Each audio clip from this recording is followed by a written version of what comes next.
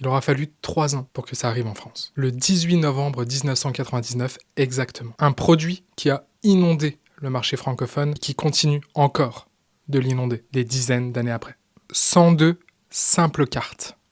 Juste du carton. 102 cartes qui allaient tout changer. Plongeons ensemble dans le marché des cartes Pokémon. Son marché spéculatif, son marché de la frustration, son marché de l'information, mais aussi un marché basé sur le jeu d'argent et l'addiction. Mais avant toute chose, il faut qu'on parle un peu de business, évidemment. Il faut qu'on parle de construction de business, plus précisément. Je suis sûr que derrière votre écran, vous vous dites...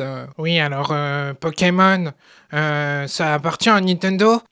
Ouais, je vous imagine comme ça. Désolé. Il y a un petit côté Kylian Mbappé, d'ailleurs.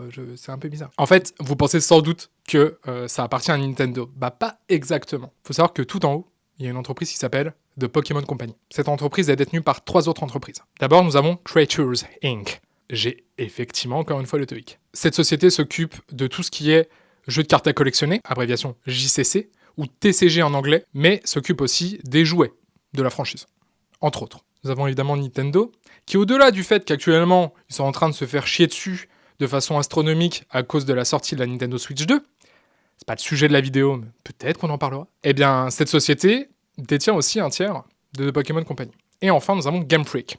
Game Freak, si jamais vous connaissez un peu la licence, vous devez connaître cette société-là, puisque c'est la société qui s'occupe des jeux vidéo Pokémon, historiquement. Donc une fois que vous avez ces 3 sociétés-là, bah, finalement, vous avez la construction de l'empire, si on peut dire, Pokémon. Côté business, on comprend un peu mieux le schéma, on sait où on va. Ok, cool. Si jamais vous voulez savoir comment sont fabriquées les cartes, je vous conseille d'aller regarder la vidéo d'Admiral Zhao 007, car en plus d'être un espion, est une personne qui a pu filmer et faire un mini documentaire sur la fabrication des cartes, en tout cas partager ça sur sa chaîne.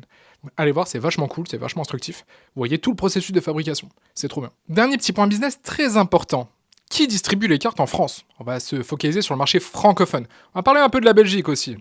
Vous inquiétez pas, mes amateurs de frites. C'est super raciste de dire ça. La distribution en France, elle est assurée par Asmodée, qui est une société que vous connaissez en fait parce qu'elle s'occupe d'énormément de jeux de société. Je vous mets quelques exemples juste là. Asmodée a été racheté, il y a quelques temps déjà, par une société suédoise qui s'appelle Embracer. Cette société suédoise possède notamment, voilà, point culture là aussi, des droits sur la licence Tomb Raider. Et ça a permis notamment à Embracer, le 7 février 2025, de faire entrer en bourse Asmodée seul, grâce à une petite manipulation de scission d'entreprise, pour pouvoir faire entrer seulement Asmodée au Nasdaq suédois pour une cotation de 22 milliards de couronnes suédoises. Ça en fait de la boulette Ikea. C'est un peu raciste, peut-être. Mais elles sont bonnes, les boulettes Ikea. 22 milliards de couronnes suédoises, même par rapport à la boulette, ça vous aide pas trop à vous projeter. Par contre, si je vous la donne en euros, ça va être autre chose. On est plutôt sur 2 milliards d'euros, du coup, de cotation boursière, lors de l'entrée en bourse, du coup, de la société, le 7 février 2025. Une action Asmodée, du coup, valait à l'entrée en bourse environ 9 euros. Un booster, c'est 10 cartes. En tout cas, ce booster-là, c'est 10 cartes. Chaque booster vaut normalement prix retail, on parlera beaucoup de prix retail, 6 euros. 5,99 pour être plus exact. Tout part de ce booster-là. Pas celui-là précisément, hein, celui qui est sorti du coup le 18 novembre 1999, le premier set dont on a beaucoup entendu parler sur le marché, dont vous-même vous avez sans doute entendu parler, notamment avec la carte Dracofeu première édition. Quand on parle de Dracofeu première édition, on parle donc de Dracofeu de l'édition du 18 novembre 1999 évidemment, de la première extension qui est sortie. Pour que vous compreniez bien, chaque booster, chaque collection de cartes appartient à une extension. D'accord? Je vous l'ai dit au début de la vidéo, il y a 129 extensions sur le marché, en comptant celles qui arrivent. 129 extensions depuis le 18 novembre 1999, en tout cas sur le marché francophone. Au Japon, c'est un peu particulier. On fera peut-être des ponts de temps à autre, mais on va se focaliser sur le marché international / francophone.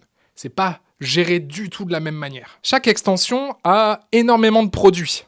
Au début, c'était simple. On avait un booster, quelques éditions de boosters différents, ça se passait plutôt bien. Maintenant, c'est un peu plus compliqué que ça.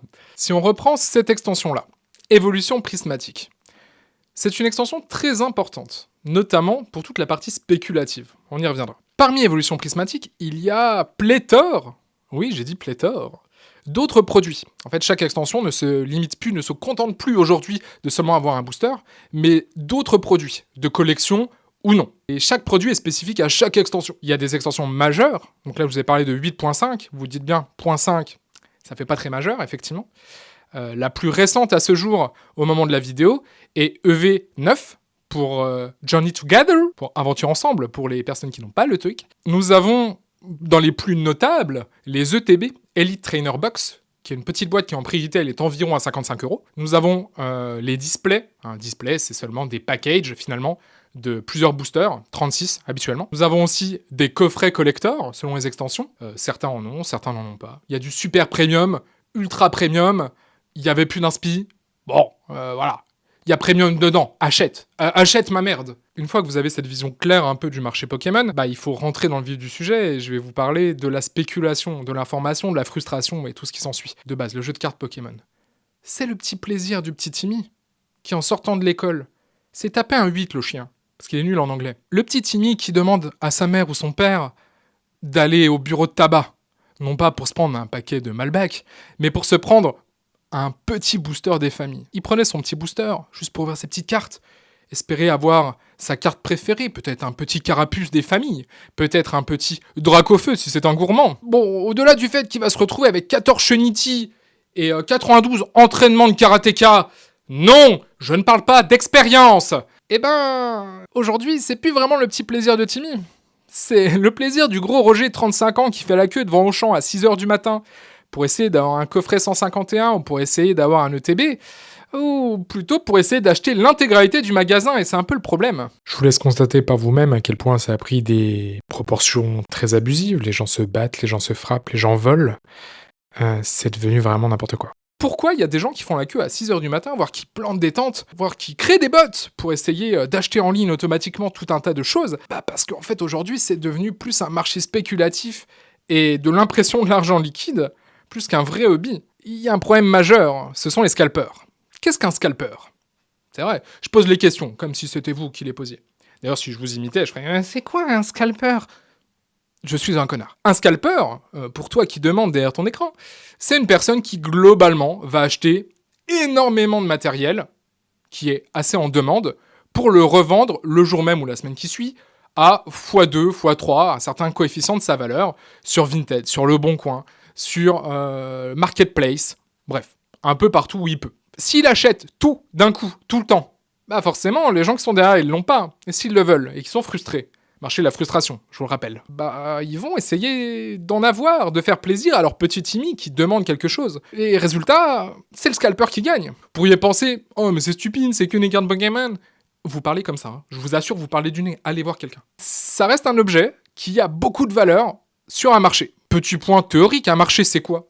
C'est une offre et une demande qui se rencontrent sur un lieu physique ou immatériel. Oui, je suis enseignant, je vous sors des définitions, je suis comme ça. Je vous régale. Et le marché Pokémon, bah, c'est un marché comme un autre. Il y a une énorme demande de la part des consommateurs qui veulent des objets Pokémon, et l'offre est assez limitée, il n'y a pas assez d'impressions, il n'y a pas assez de produits dans les magasins, en ligne, tout part en une seconde, et ben les scalpers, ils se font méga plaisir. Il y a eu du scalping pour les PS5, il y a eu du scalping pour les cartes Pokémon, et il y a beaucoup de scalping dans le marché de la sneakers. Ouais, j'ai dit sneakers. Donc la sneakers, c'est la basket. Je parle pas de la barre chocolatée. Soyez pas cons. Soyez pas cons. J'ai envie de cacahuètes maintenant. Putain! Le marché de la sneakers, c'est aussi un marché assez exclusif, assez étrange. Énormément de spéculation. Une nouvelle chaussure sort, il y a des préventes qui sont exclusives. Ces scalpers de la sneakers arrivent de plus en plus sur le marché Pokémon depuis plusieurs années. C'est-à-dire que ces gens-là, ils s'en foutent, que ça soit une sneakers, je vais dire une basket, c'est bizarre. Que ça soit une basket ou une carte Pokémon, ou même un bout de carton, ou même cet adorable peluche pingouin, qui s'appelle Caramel d'ailleurs, voilà, donc rapport aux sneakers, on est bon, on est bon. Si ça a de la valeur et que des gens le veulent, bah les gens achètent pour revendre. Je suis pas là vraiment pour parler d'éthique, même si je considère que les scalpers sont d'énormes... Mais je suis plutôt là pour vous faire prendre conscience de certains marchés et de certaines façons plus ou moins éthiques qu'ont les gens de se faire de l'argent. C'est un peu le principe aussi de cette chaîne, entre autres. Moi, j'ai un référentiel, ok? Mon référentiel pour savoir qu'un marché est saturé, c'est ma mère. J'explique. Si ma mère est au courant de quelque chose, c'est qu'il est déjà trop tard. C'est un peu mon indicateur. La madré. Exemple, le Bitcoin. Quand ma mère a appris l'existence du Bitcoin et savait m'expliquer ce qu'était un Bitcoin, j'ai estimé que c'était trop tard. Alors là, je vous vois dans les commentaires, les crypto-bros. Non, mais en fait, c'est pas vraiment une bulle spéculative. Ça va, tu connais rien en crypto-monnaie? Ouais, J'en ai rien à branler. Peut-être qu'on parlera de vous un autre jour. C'est un exemple parmi d'autres.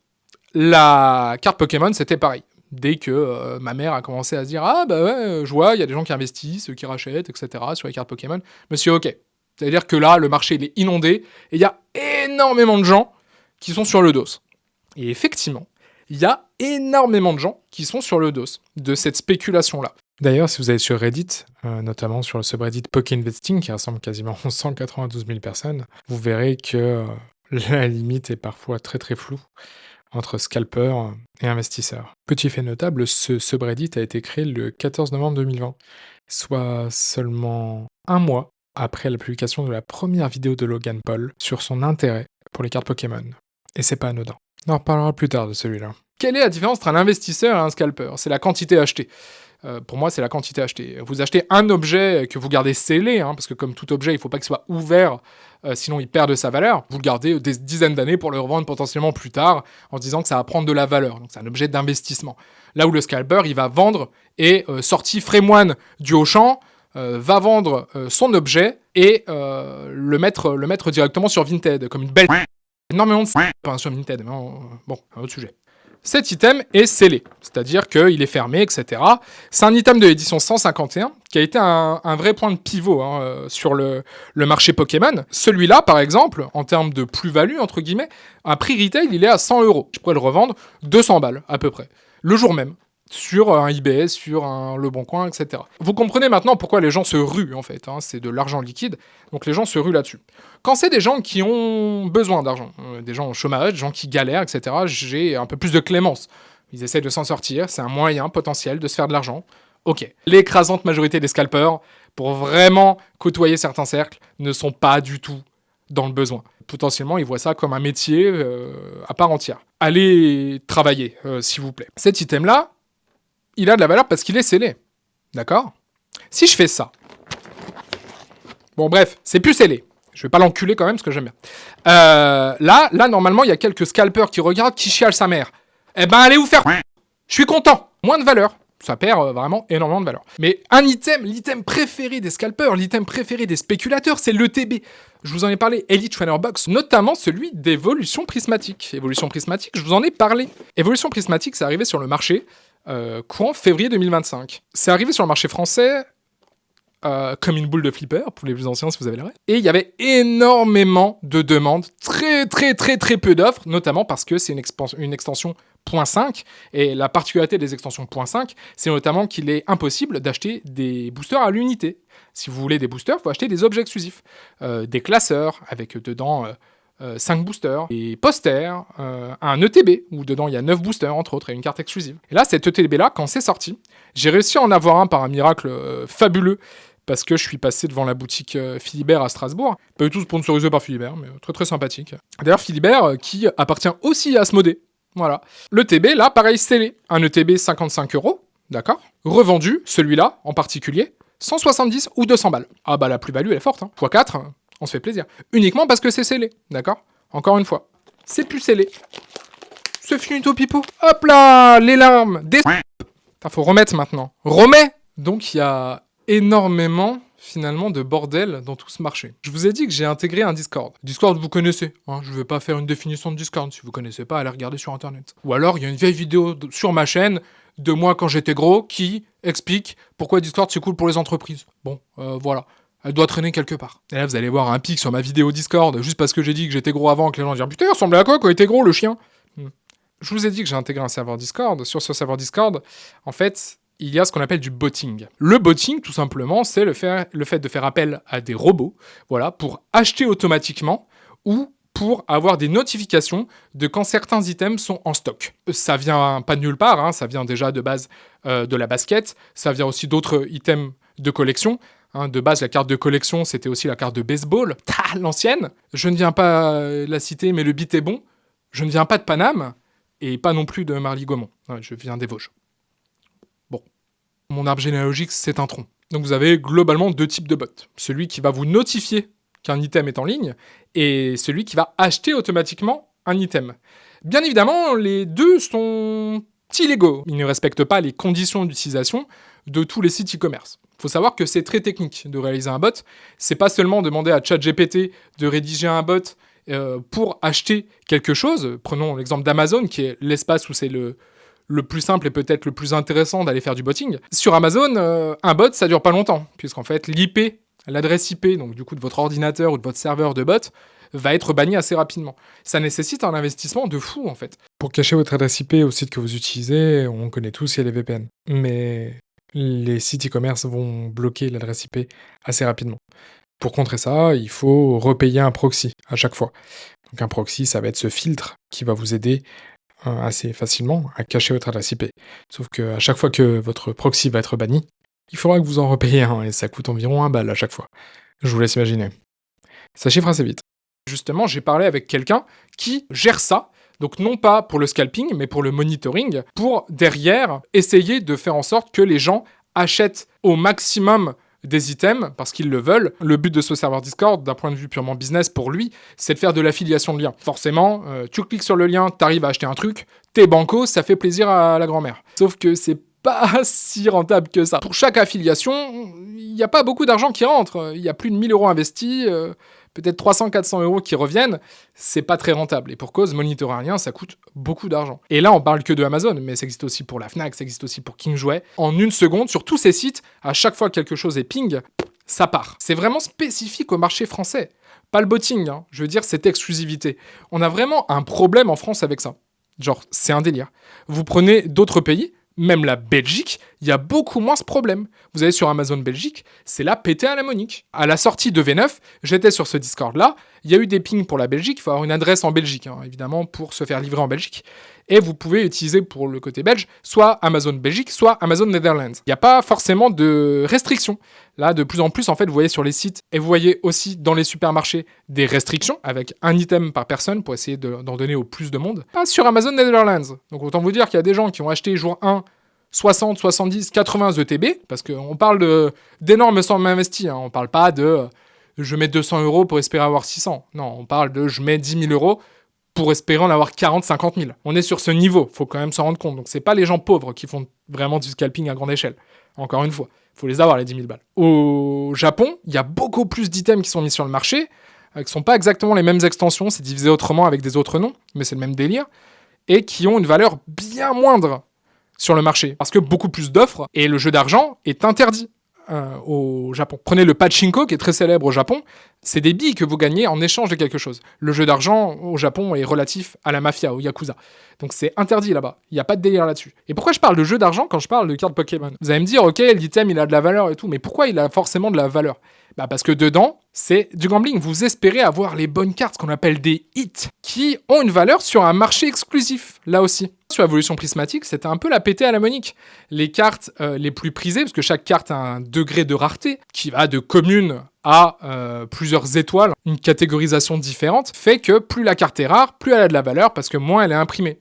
Classique de base, offre et demande, encore une fois. Bah, sur Evolution Prismatique, les évolutions d'Evoli, hein, c'est le Pokémon mis en valeur, bah, les cartes peuvent décoller si elles sont en très très bon état à 3-4 000 euros. Facile. Donc forcément, vous achetez un paquet 6 euros, voire même 14 ou 17 euros, prix scalper, comme on dit dans le jargon, pour espérer avoir une carte qui potentiellement vaudra 3 000 ou 4 000, ou juste est très belle, hein, aussi, hein, parce que ce sont évidemment des très belles cartes. Vous voyez le problème ? Tout ça, c'est juste de la nourriture incroyable pour la dopamine. Qu'est-ce que la dopamine ? La dopamine, c'est l'hormone du plaisir. Et je sais que vous aimez ça, mes petits cochons. Et cochonne, inclusif évidemment. La dopamine circule dans votre cerveau pour vous faire kiffer votre mère. Cette dopamine, elle est notamment un élément cœur de tout ce qui est jeu d'argent. Ce plaisir lorsque vous ouvrez quelque chose et vous dites peut-être il y a quelque chose de rare, et que vous tombez sur quelque chose et bam, orgasme cérébral.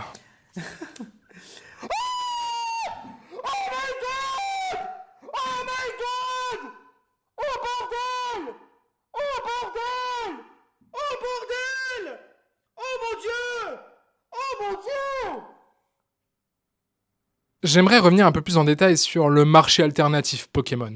Je vous ai parlé de ces serveurs Discord, cœur de l'information, pour savoir où a lieu un drop d'item, à quel endroit physique, à quel endroit numérique, essayer d'être les premiers pour l'acheter, soit pour revendre, soit pour investir et revendre, soit pour son plaisir personnel. En dehors de ce marché de l'information sur les micro-communautés sur Discord, il y a notamment aussi les sites de revente, Vinted, n'achetez jamais sur Vinted. N'achetez jamais sur Vinted les items Pokémon, sinon le reste c'est la merguez, pas de souci. Pas les items Pokémon parce qu'il y a full scam, pas possible, il y a personne qui vend les items à un bon prix, voire il y a des fausses cartes, voire il y a des boosters remplis de gravier. Enfin vraiment, il y a des dingueries sur Vinted. Sur le Bon Coin, same shit là-dessus. Des gens qui se font bien plaisir, bien plaisir.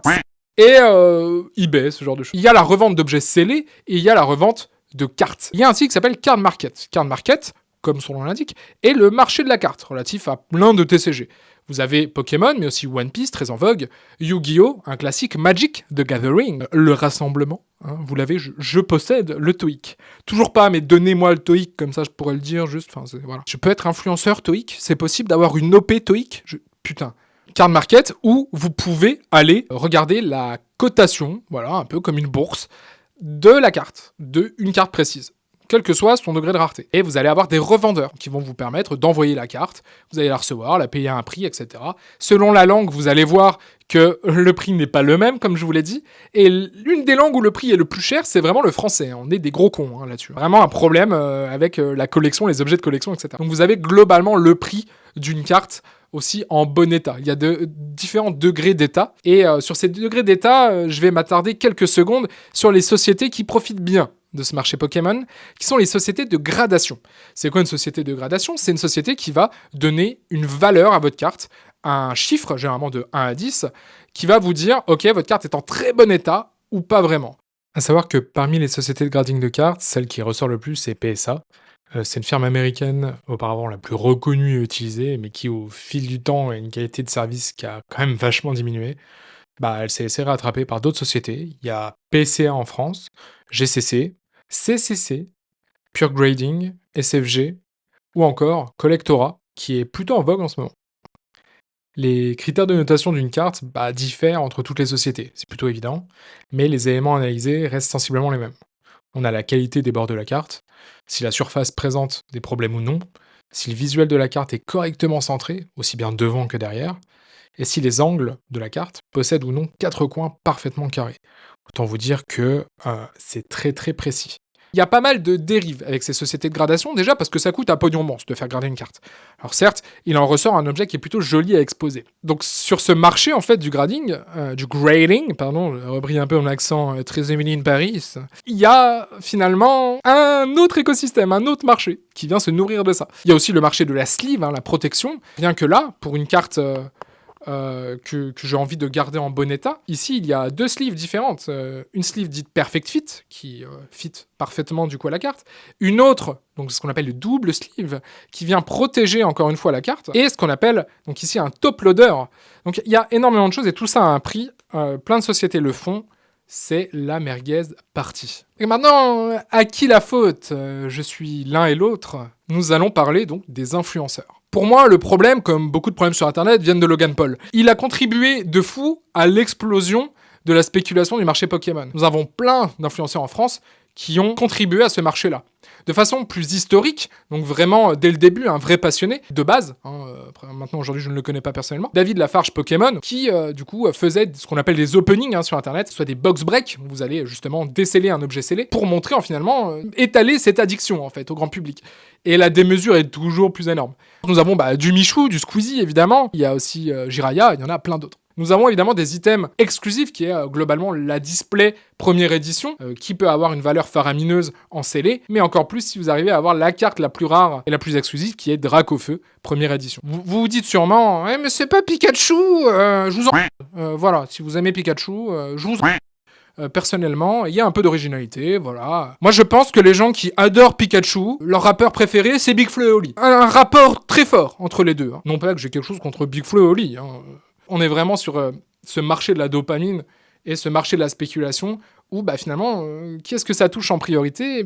Les plus jeunes, encore une fois. Et moi aussi, je regarde la valeur des cartes sur Card Market. Waouh, cette carte-là, elle vaut 30 balles. Je vais pas la revendre, mais je me dis, waouh, putain, c'est pas mal. Comme si juste donner un prix à un objet lui accorder une importance dans la société.